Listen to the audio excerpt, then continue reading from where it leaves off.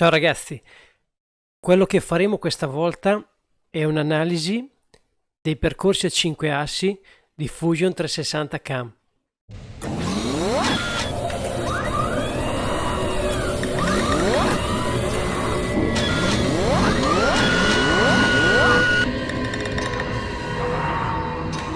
Bene, benvenuti in questa nuova miniserie dove andremo ad analizzare i percorsi multiassi di Fusion.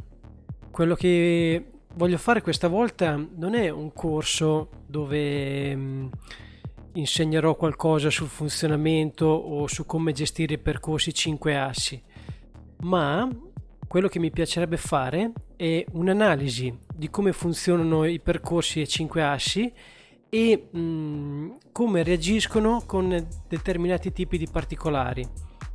Quindi quello che voglio fare questa volta è mettere un po' sotto stress, diciamo sotto esame Fusion, per vedere come si comporta con dei pezzi molto complessi e anche per vedere cosa si può fare per andarlo a adattare o migliorare determinati percorsi.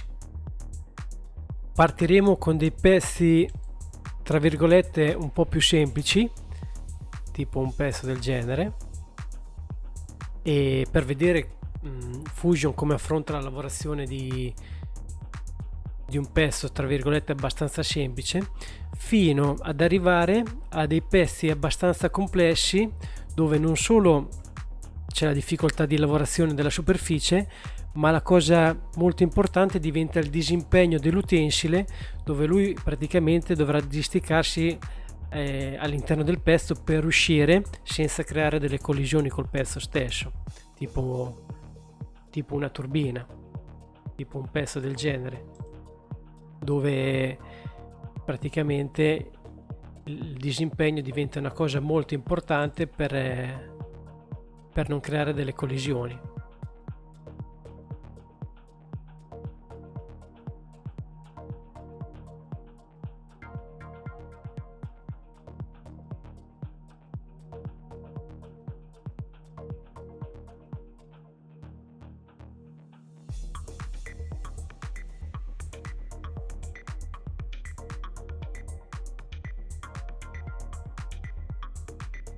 Quindi questa volta non sarà un corso vero e proprio, ma sarà più che altro un'analisi di Fusion per vedere come reagisce e come si comporta in determinate situazioni.